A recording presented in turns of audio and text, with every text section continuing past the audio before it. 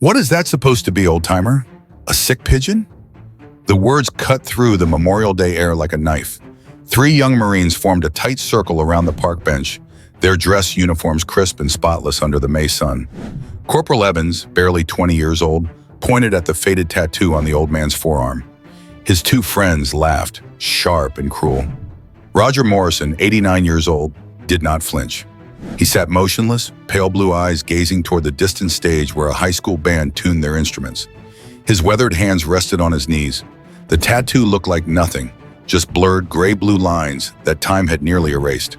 It looked worthless, but they had no idea what they were looking at. The confrontation had been building for 10 minutes. It started with dismissive glances at Roger's clothing.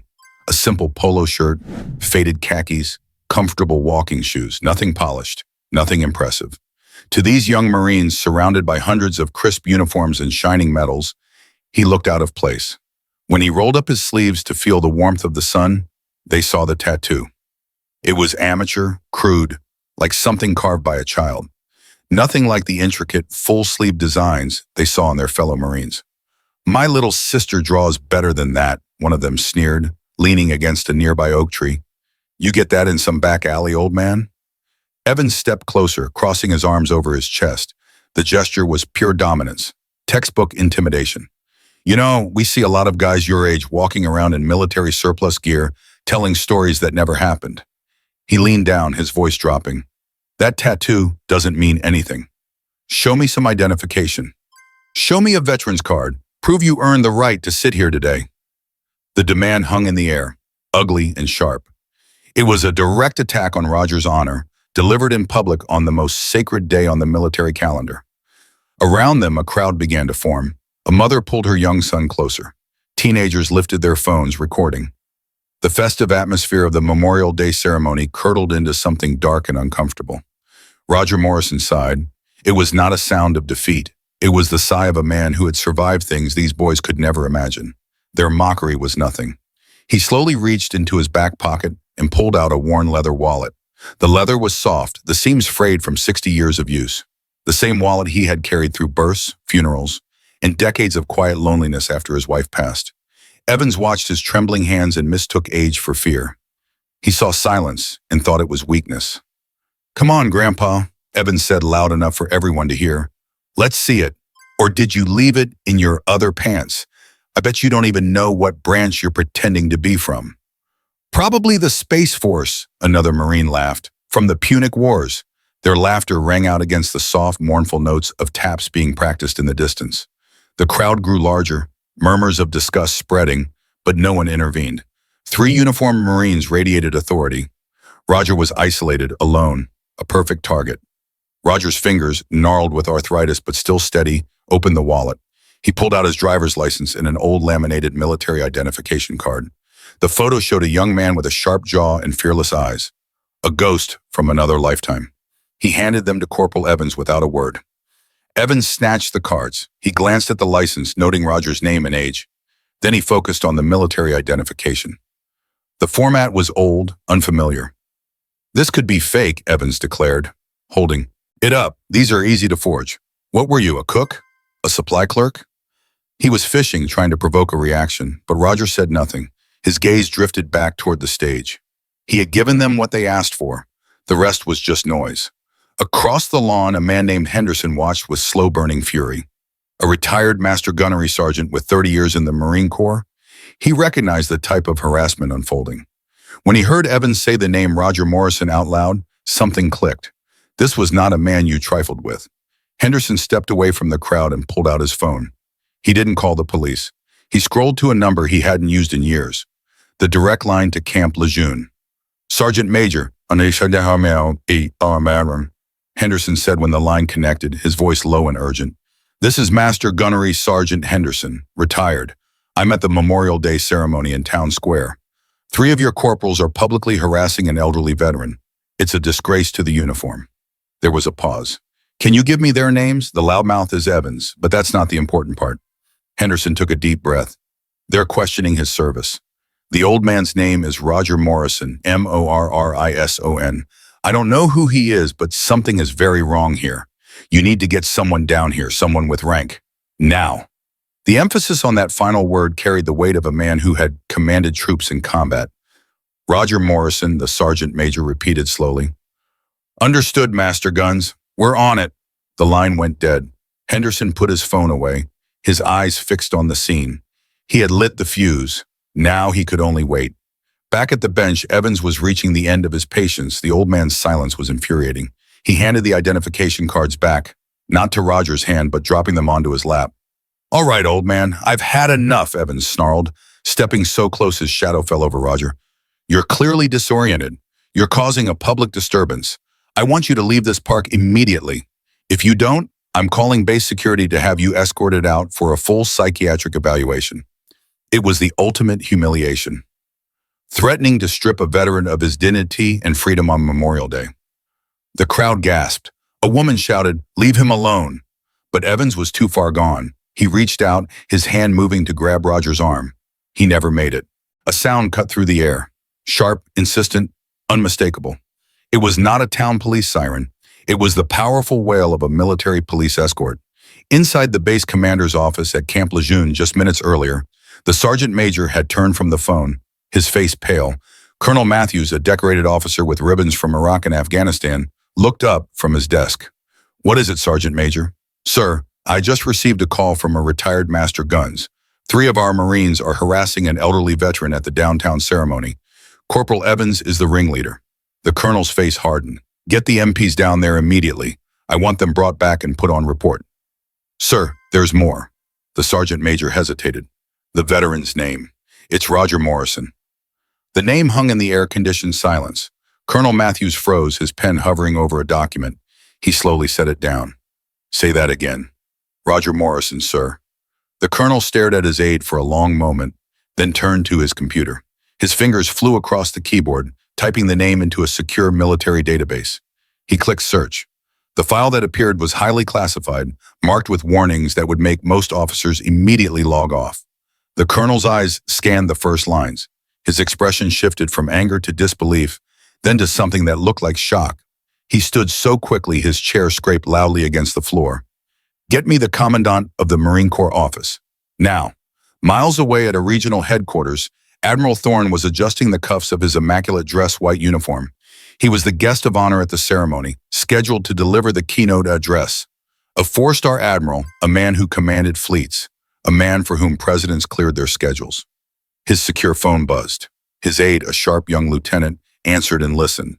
The lieutenant's face went slack. Sir, he said, voice trembling.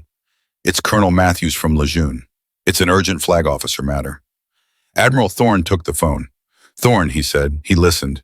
His stern public facade remained perfectly still, but the lieutenant, who had worked for him for 3 years, saw the subtle shift, a tightening around the eyes, a muscle twitching in his jaw, the color draining from his face. The admiral said only 2 words. I'm coming. He handed the phone back. His movements were no longer ceremonial. They were sharp, precise, filled with violent urgency. Scramble my escort, the admiral commanded, his voice a low growl. Tell them we are leaving now. Clear a path to the town square. Get my car. Now. The motorcade assembled in under 3 minutes. 3 black sedans, flanked by 2 military police vehicles, lights flashing. They screamed through the streets, sirens wailing, cutting through traffic like a hot knife through butter. The admiral sat in the back seat, his jaw set, his hands gripping his knees. Inside his mind, a single thought repeated. How dare they? How dare they? Back in the park, heads turned. The crowd parted like the Red Sea as the motorcade drove directly onto the grass, stopping just yards from the bench where Roger sat. The sudden silence was absolute. Even the high school band stopped their warm-up. The doors of the lead sedan opened. A young lieutenant practically leaped out, followed by a captain. They snapped to attention. Then, from the rear passenger door, a figure emerged. He was tall, imposing. His dress white uniform was a brilliant contrast to the green of the park. 4 silver stars glittered on each shoulder board. Medals cascaded down his chest in a dazzling display. Admiral Thorne had arrived. The 3 young Marines froze. Their blood ran cold. Corporal Evans felt a wave of nausea so intense he thought he might collapse. A 4-star admiral was here, in their park, walking directly toward them. His face was a mask of cold fury. The Admiral did not glance at the three young Marines. His eyes were locked on the old man sitting on the bench. He strode across the grass, his polished black shoes sinking into the turf. He stopped directly in front of Roger Morrison. He did not speak. He did not offer a hand. Instead, with breathtaking precision, Admiral Thorne brought his heels together with an audible click, raised his right hand, and rendered the slowest, most respectful salute Corporal Evans had ever seen. He held it, his arm rigid as steel, his gaze locked on the old man's eyes. The crowd stared, utterly bewildered. The Marines were paralyzed with dawning horror. Who was this man? The Admiral's aide stepped forward, holding a tablet. His voice, amplified by the profound silence, carried across the entire park. Roger Morrison, the lieutenant began, his voice ringing with formal cadence. United States Marine Corps, enlisted 1942, assigned to the 1st Marine Raider Battalion under Lieutenant Colonel Merritt Red Mike Edson. A wave of murmurs went through the veterans in the crowd. The Raiders, they were legends. The lieutenant continued, his voice growing stronger. Awarded the Navy Cross for extraordinary heroism on the night of September 13, 1942, during the Battle of Edson's Ridge on Guadalcanal.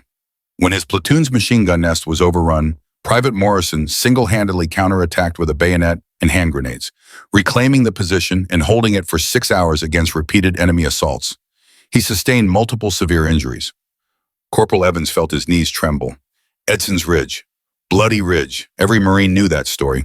It was sacred ground. After his recovery, the aide continued. He volunteered for a new experimental unit, a special operations force so secret their records were sealed for 50 years.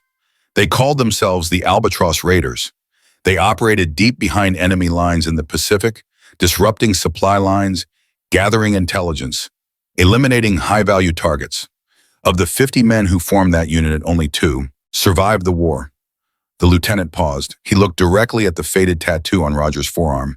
Their unofficial symbol, tattooed on each man as a bond of brotherhood, was a simple albatross, a symbol of those who wander far from home, never truly able to return.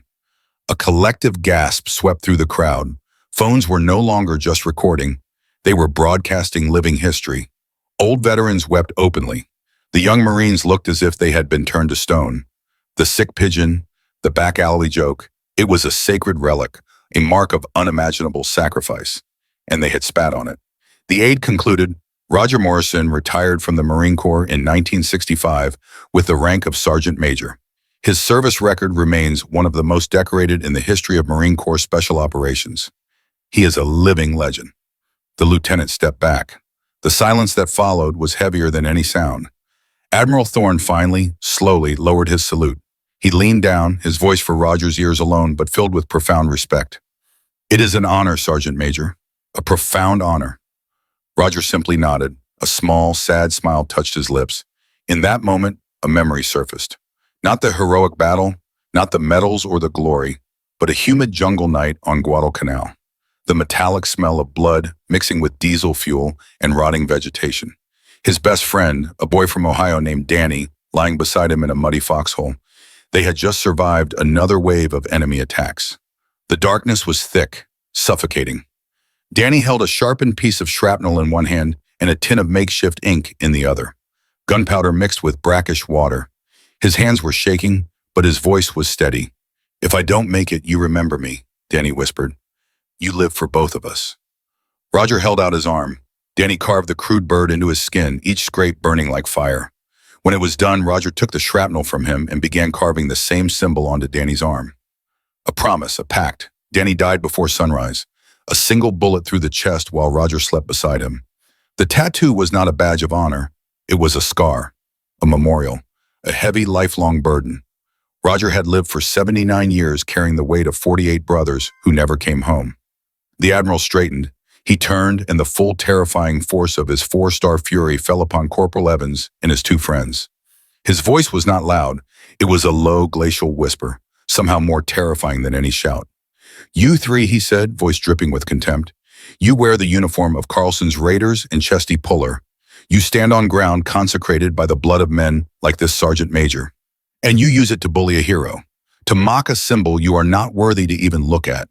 He took a step closer. You have disgraced yourselves. You have disgraced your fellow Marines. You have disgraced the memory of every man and woman who ever wore this eagle, globe, and anchor. He pointed a trembling finger at them. I want your names. I want your units. You will report to my office at 0600 tomorrow. Your careers as you know them are over, but your education is about to begin. Now get out of my sight. The three Marines, faces ashen, stumbled over themselves to obey. They disappeared into the crowd like ashamed ghosts. The Admiral turned back to Roger. I am so sorry, Sergeant Major. Deeply, truly sorry for the disrespect you were shown. Roger Morrison finally spoke. His voice was quiet but clear, filled with gentle grace. They're just kids, Admiral. They're full of pride, and that's what we teach them to be. They haven't seen enough yet to know what to look for. Don't ruin them. Teach them. The fallout was swift, but not in the way anyone expected. Influenced by Roger's words, Admiral Thorne chose education over destruction. Corporal Evans and his friends were not discharged. They were stripped of their rank, reduced to private, and assigned to a new program the Admiral himself designed. For the next year, they would spend every weekend escorting elderly veterans to their appointments at the Veterans Affairs Hospital in Jacksonville. They would listen to their stories. They would push wheelchairs. They would sit quietly while old men with shaking hands recounted battles fought 70 years ago. They volunteered at the local military museum, cleaning exhibits, polishing display cases, learning the history they had so easily mocked. A mandatory heritage program was instituted across the entire base at Camp Lejeune, focusing on oral histories of veterans from World War II, Korea, and Vietnam. The story of Roger Morrison and the Albatross Raiders was declassified and became the first lesson for every new recruit who arrived at Parris Island. Several months later, a humbled Private Evans was mopping the floor in a hallway of the VA hospital. He looked up and saw Roger Morrison walking slowly toward him, on his way to a physical therapy appointment. Evans' heart pounded. He froze, leaning on his mop. A dozen apologies died on his lips. He expected the old man to ignore him, to walk by with cold disdain he richly deserved. But Roger stopped. He looked at the young man, at his lowered eyes and shamed posture. He saw not an arrogant corporal, but a chastened private who was finally learning the weight of his uniform. Sergeant Major, Evans whispered, voice choked. I am so sorry. Roger Morrison looked at him for a long moment. Then he reached out a frail, steady hand and placed it on the young man's shoulder. He gave it a gentle squeeze, a gesture of forgiveness, of understanding, of continuity. He didn't say a word. He just nodded once, then continued down the hall, leaving a profoundly changed young Marine standing in his wake.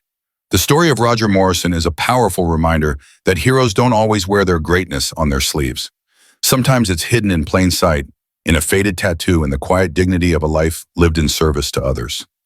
If this story of valor and respect moved you, please like this video and share it with someone who needs to hear it. Subscribe to BR Veteran Stories for more stories of courage and sacrifice, because every veteran's story deserves to be told, remembered, and honored.